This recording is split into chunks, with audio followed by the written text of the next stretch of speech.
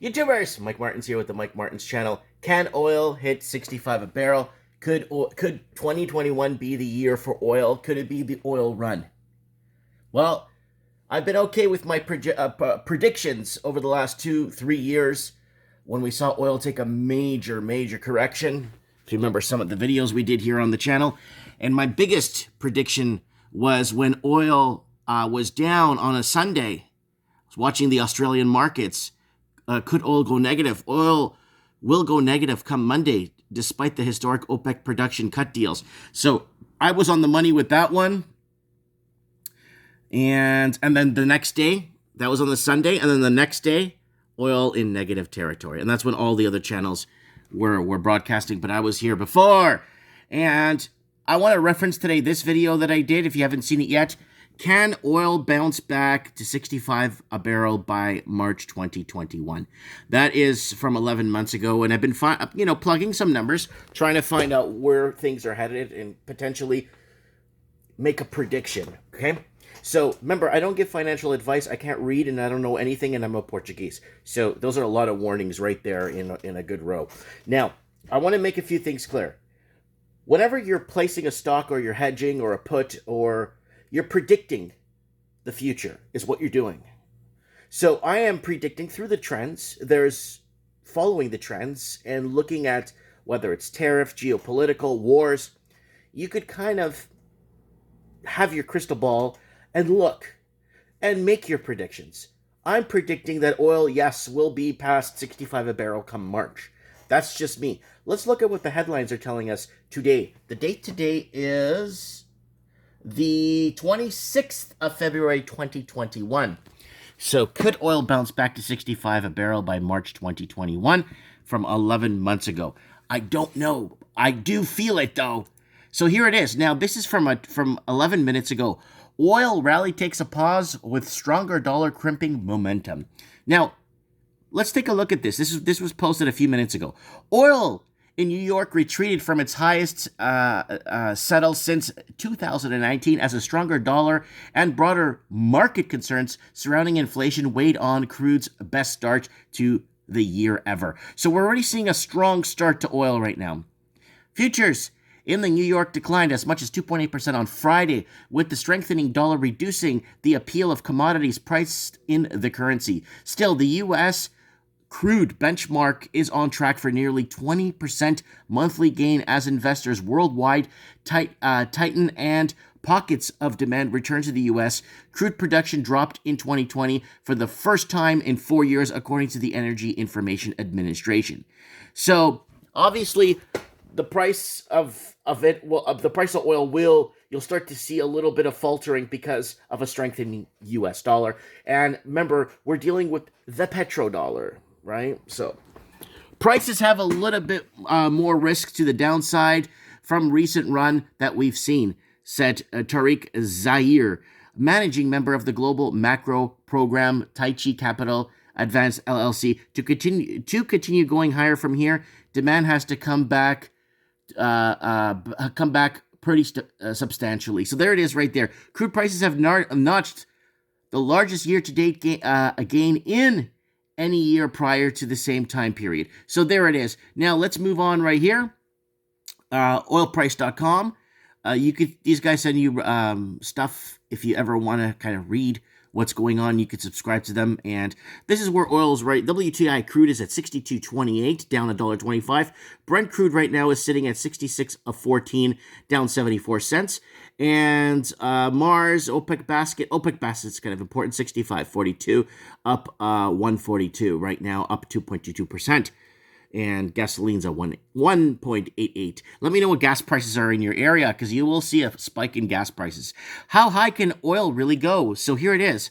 The oil price revision started cautiously. Some banks saw Brent crude averaging $65 a barrel this year, and others, a bolder nature, predicted that the oil benchmark could climb to $65 a barrel just a couple of months ago.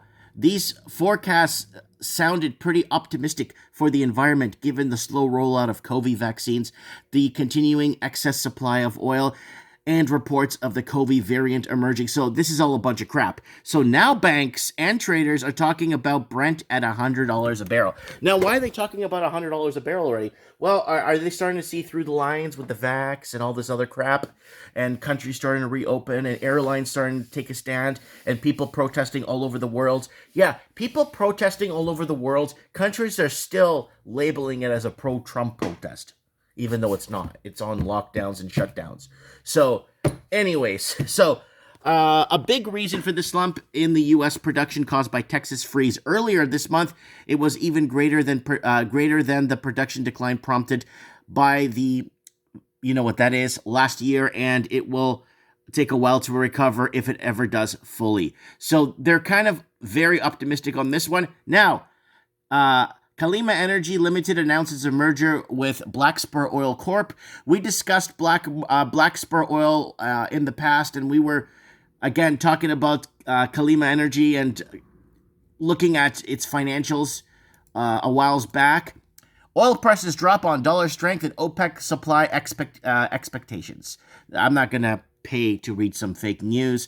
And Varco, oil and gas, Alberta power prices take off in the same direction, up. Analysts say we appear to be heading into a sustained period of improved prices as energy demand recovers.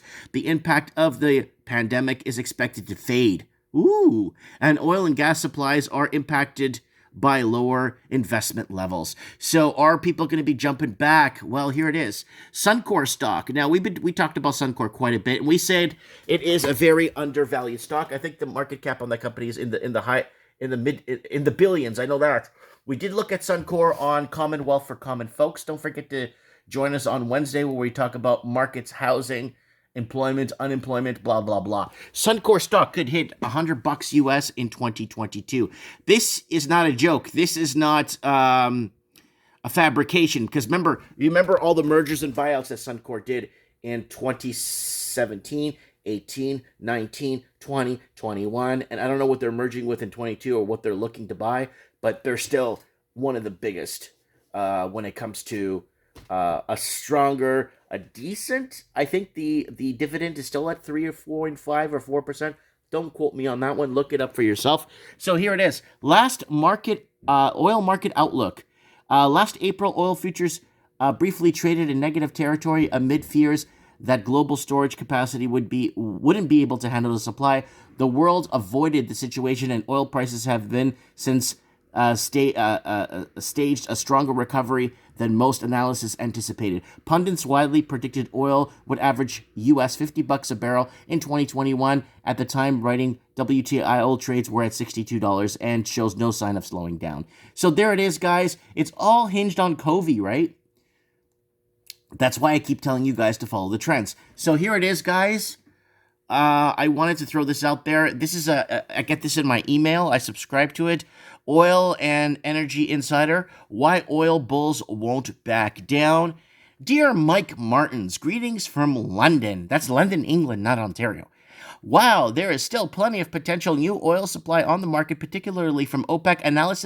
Analysis remain very bullish, and the banks are beginning to talk about $100 oil. Oh yeah. In this week's Global Energy Act, our research team delves into the role of natural gas and bringing peace to the Middle East. Pace. I'm reading through the phone. Give me a break. Sign up today and get break. So I've already signed up. So here it is. So there it is. Okay, now this is what I want you guys to see. There's the weekly estimates on U.S. oil production. It is going down.